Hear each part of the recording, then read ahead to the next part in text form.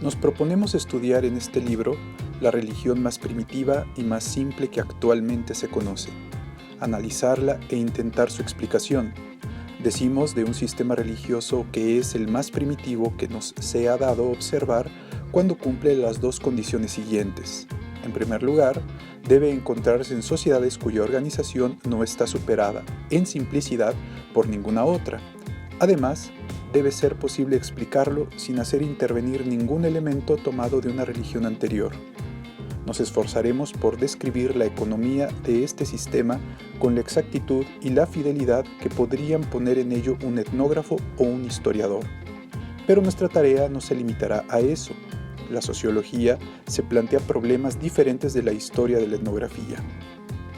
No trata de conocer las formas perimidas de la civilización con el solo fin de conocerlas y de reconstruirlas, sino que, como toda ciencia positiva, tiene por objeto, ante todo, explicar una realidad actual, próxima a nosotros, capaz, en consecuencia, de afectar nuestras ideas y nuestros actos. Esta realidad es el hombre, y más especialmente el hombre de hoy, pues no hay otra cosa que nos interese más conocer bien. No estudiaremos, pues, la religión muy arcaica que vamos a tratar por el solo placer de relatar sus extravagancias y singularidades. Si la hemos tomado como objeto de nuestra investigación, es porque nos ha parecido más apta que cualquier otra para hacer comprender la naturaleza religiosa del hombre, es decir, para revelarnos un aspecto esencial y permanente de la humanidad. Pero esta proposición no deja de provocar vivas objeciones. Se encuentra extraño que, para llegar a conocer a la humanidad presente, haya que comenzar por apartarse de ella para transportarse a los principios de la historia. Esta manera de proceder aparece particularmente paradojal en el problema que nos ocupa. Se cree, en efecto, que las religiones tienen un valor y una dignidad desiguales. Se dice generalmente que no contienen todas la misma parte de verdad. Parece, pues, que no se puede comparar las formas más altas del pensamiento religioso con las más bajas sin rebajar las primeras al nivel de las segundas. Admitir que los cultos groseros de las tribus australianas pueden ayudarnos a comprender el cristianismo, por ejemplo, ¿no es suponer acaso que éste procede de la misma mentalidad, es decir, que está hecho con las mismas supersticiones y está basado en los mismos errores?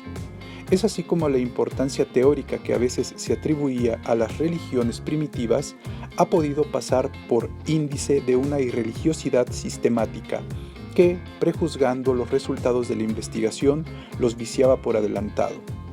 No tenemos que investigar aquí si realmente ha habido sabios que hayan merecido este reproche y que hayan hecho de la historia y de la etnografía religiosa una máquina de guerra contra la religión. En todo caso, tal no podría ser el punto de vista de un sociólogo. En efecto, es un postulado esencial de la sociología que una institución humana no puede basarse en el error y en la mentira. De otro modo, no podría durar. Si no estuviera fundada en la naturaleza de las cosas, habría encontrado en las cosas resistencias de las que no habría podido triunfar. Cuando abordamos, pues, el estudio de las religiones primitivas, es con la seguridad de que se atienen a lo real y lo expresan. Se verá que este principio vuelve sin cesar en el curso de los análisis y de las discusiones que siguen, y lo que reprochamos a las escuelas de las que nos separaremos es precisamente haberlo desconocido.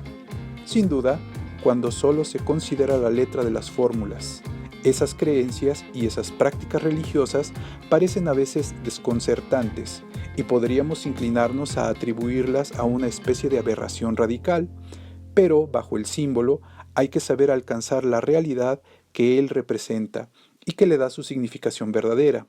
Los ritos más bárbaros o los más extravagantes, los mitos más extraños traducen alguna necesidad humana, algún aspecto de la vida individual o social. Las razones que el fiel se da a sí mismo para justificarlos pueden ser, y son aún, lo más frecuentemente, erróneas. Las verdaderas razones no dejan de existir, es tarea de la ciencia descubrirlas. No existen, pues, en el fondo religiones falsas, todas son verdaderas a su modo. Todas responden, aunque de maneras diferentes, a condiciones dadas de la existencia humana. Sin duda, no es imposible disponerlas según un orden jerárquico. Unas pueden considerarse superiores a las otras en el sentido en que ponen en juego funciones mentales más elevadas, que son más ricas en ideas y en sentimientos, que entran en ellas más conceptos, menos sensaciones e imágenes, y que poseen una más sabia sistematización. Pero por reales que sean, esta complejidad mayor y esta más alta idealidad no bastan para ubicar a las religiones correspondientes en géneros separados. Todas son igualmente religiones, como todos los seres vivos son igualmente vivos, desde los más humildes plástidos hasta el hombre. Si nos dirigimos, pues, a las religiones primitivas, no es con el preconcepto de despreciar a la religión de una manera general, pues estas religiones no son menos respetables que las otras. Responden a las mismas necesidades, desempeñan el mismo papel, dependen de las mismas causas. Pueden también, pues, servir para manifestar la naturaleza de la vida religiosa y, en consecuencia, para resolver el problema que deseamos tratar. Pero ¿por qué acordarles una especie de prerrogativas? ¿Por qué elegirlas con preferencia a toda otra como objeto de nuestro estudio? Únicamente por razones de método. Primero, no podemos llegar a comprender las religiones más recientes sino siguiendo en la historia el modo en que se han compuesto progresivamente. La historia es, en efecto, el único método de análisis explicativo que sea posible aplicarles. Solo ella nos permite resolver una institución en sus elementos constitutivos, ya que nos lo muestran haciendo en el tiempo unos después de otros. Por otra parte, situando cada uno de ellos en el conjunto de circunstancias en que han nacido, nos pone en las manos el único medio que tenemos para determinar las causas que lo suscitaron. Todas las veces, pues, que se trata de explicar una cosa humana, tomada en su momento determinado del tiempo, ya se trate de una creencia religiosa, de una regla moral, de un precepto jurídico, de una técnica estética, de un régimen económico, hay que comenzar por remontarse hasta su forma más primitiva y más simple, tratar de explicar los caracteres por los que se define en este período de su existencia, luego mostrar cómo se ha desarrollado y complicado poco a poco, cómo se ha transformado en lo que es en el momento considerado. Pues bien, se concibe sin esfuerzo qué importancia tiene para esta serie de explicaciones progresivas la determinación del punto de partida al cual están suspendidas. Era un principio cartesiano el que, en la cadena de las verdades científicas, el primer anillo desempeña un papel preponderante. Ciertamente no se trata de colocar en la base de la ciencia de las religiones una noción elaborada a la manera cartesiana, es decir, un concepto lógico, un puro posible, construido con las solas fuerzas del espíritu. Lo que tenemos que encontrar es una realidad concreta que solo la observación histórica y etnográfica puede revelarnos. Pero si esta concepción cardinal debe obtenerse por procedimientos diferentes, sigue siendo verdad que ella está destinada a tener, sobre toda la serie de proposiciones que establece la ciencia, una influencia considerable. La evolución biológica se ha concebido de un modo totalmente diferente a partir del momento en que se ha sabido que existían seres monocelulares.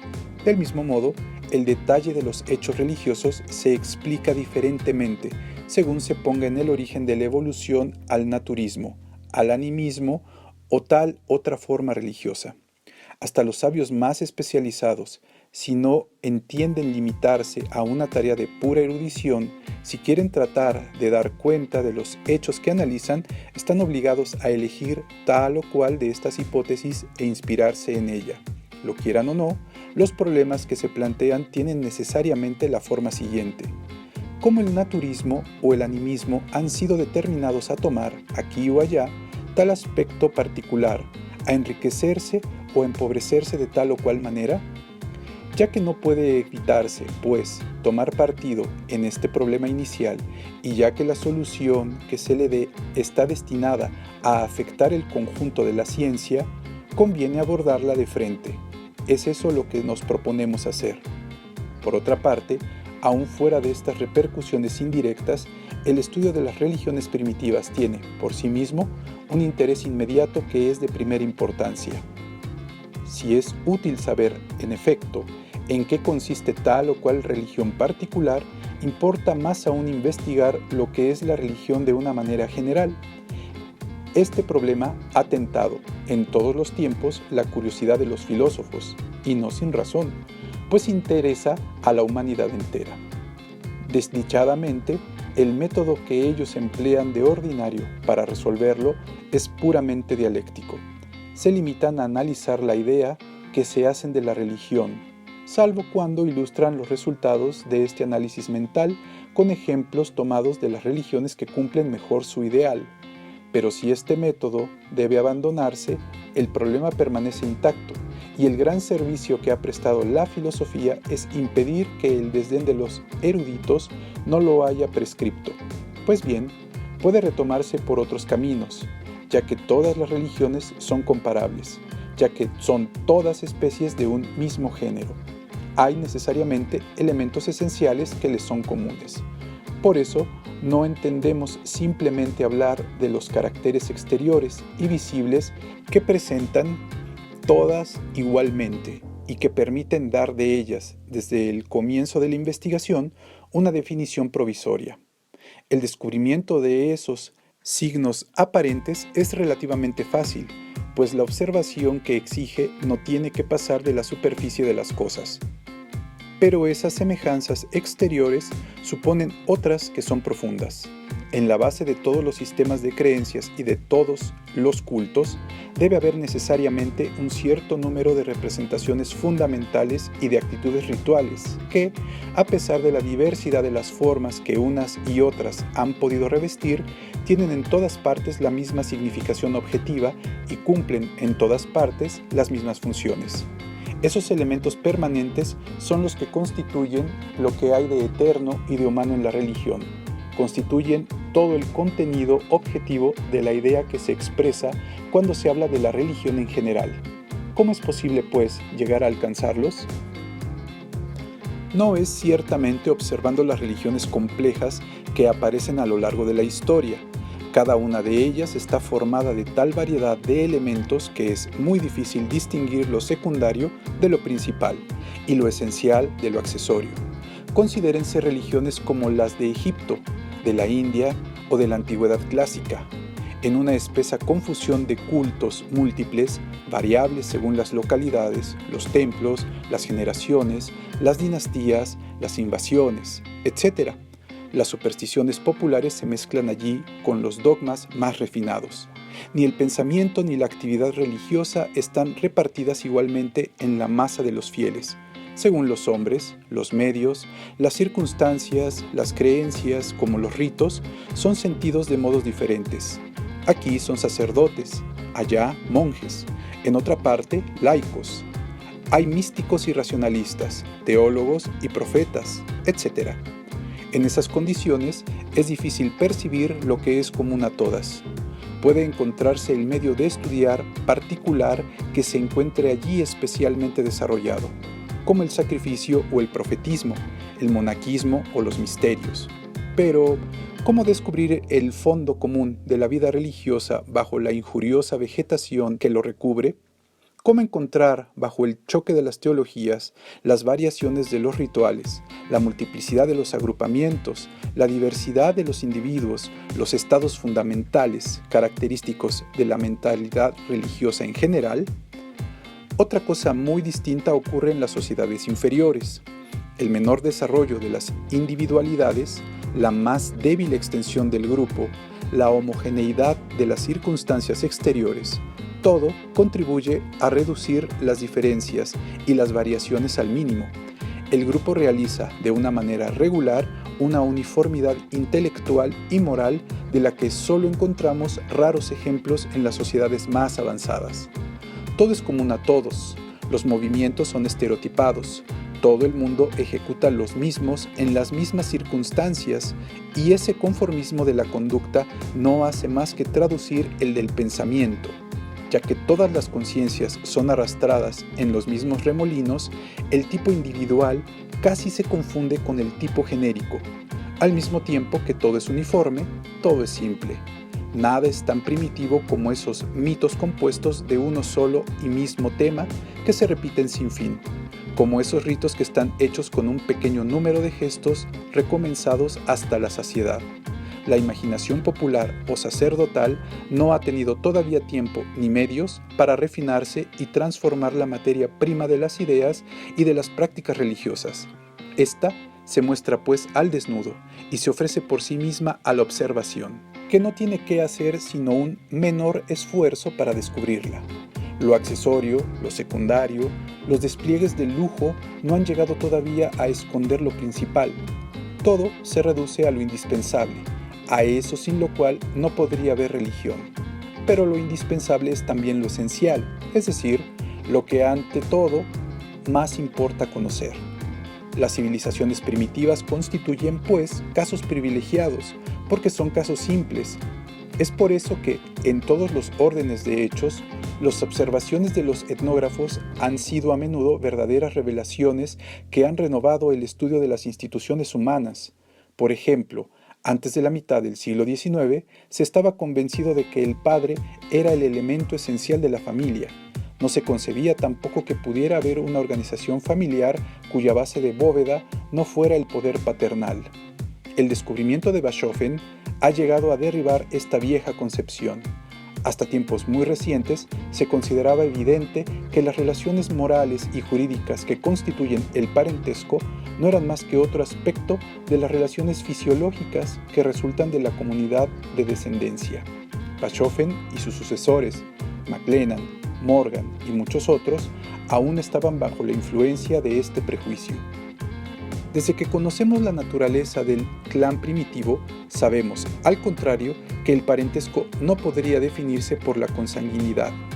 Volviendo a las religiones, la única consideración de las formas religiosas que nos son más familiares ha hecho creer durante largo tiempo que la noción de Dios era característica de todo lo religioso.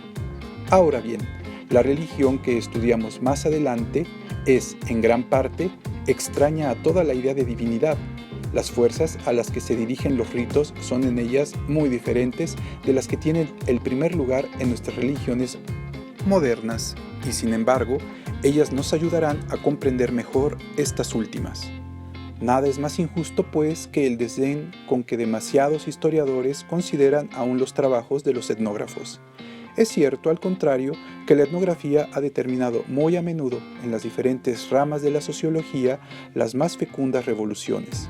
Por otra parte, es por la misma razón que el descubrimiento de los seres monocelulares, de que hablábamos hace un instante, ha transformado la idea que corrientemente se tenía de la vida. Como en estos seres muy simples, la vida está reducida a sus rasgos esenciales, estos pueden ignorarse más difícilmente. Pero las religiones primitivas no permiten solamente despejar los elementos constitutivos de la religión, también tienen la gran ventaja de que facilitan su explicación, porque en ellas los hechos son más simples, las relaciones entre los hechos son también más aparentes, las razones por las cuales los hombres se explican sus actos aún no han sido elaboradas y desnaturalizadas por una reflexión científica.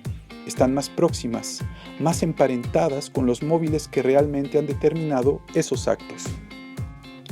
Para comprender bien un delirio y para poder explicarle el tratamiento más apropiado, el médico necesita saber cuál ha sido su punto de partida. Pues bien, este acontecimiento es tanto más fácil de discernir cuando puede observarse ese delirio en un periodo más próximo a sus comienzos. Al contrario, si se deja a la enfermedad más tiempo para desarrollarse, más escapa a la observación. Es que, a medida que avanza, han intervenido todo tipo de interpretaciones que tienden a rechazar en el inconsciente el estado original y a reemplazarlo por otras a través de las cuales es a veces difícil encontrar el primero. Entre un delirio sistematizado y las primeras impresiones que le han dado nacimiento, la distancia es a menudo considerable. Lo mismo ocurre con el pensamiento religioso. A medida que progresa en la historia, las causas no son ya percibidas sino a través de un vasto sistema de interpretaciones que las deforman. Las mitologías populares y las sutiles teologías han hecho su obra. Han superpuesto a los sentimientos primitivos sentimientos muy diferentes que, aunque dependen de los primeros cuya forma elaborada son, no dejan, sin embargo, traslucir sino muy imperfectamente su verdadera naturaleza.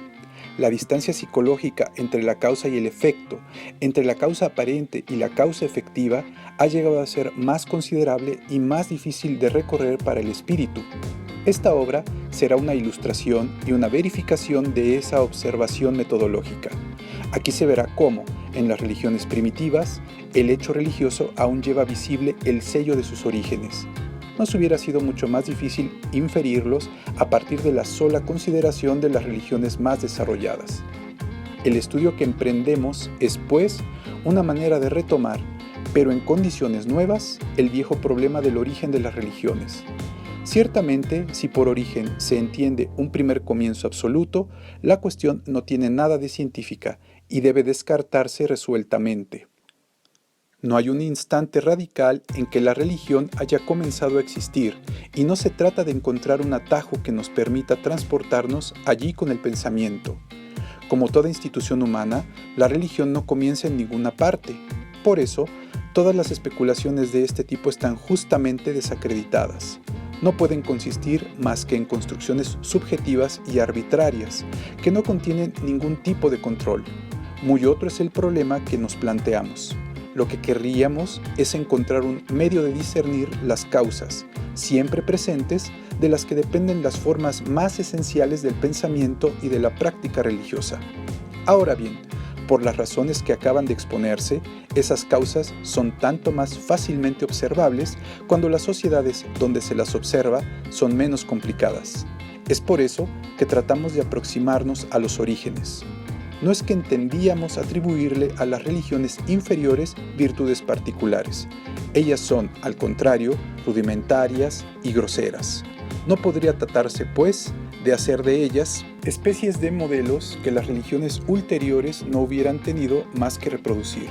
Pero su grosería misma las hace instructivas, pues así como constituyen experiencias cómodas donde los hechos y sus relaciones son más fáciles de percibir. El físico, para descubrir las leyes de los fenómenos que estudia, trata de simplificar a estos últimos, de desembarazarlos de sus caracteres secundarios. En lo que concierne a las instituciones, la naturaleza hace espontáneamente simplificaciones del mismo tipo al comienzo de la historia. Solamente queremos aprovecharlas, y sin duda, no podremos alcanzar por este método más que hechos muy elementales. Cuando habremos dado cuenta de ellos, en la medida en que nos sea posible, las novedades de toda especie que se hayan producido en la serie de la evolución no estarán explicadas por esto. Pero si nos pensamos negar la importancia de los problemas que ellas plantean, estimamos que ganan al ser tratadas en su momento y que hay interés en no abordarlas sino después de aquellas cuyo estudio vamos a emprender.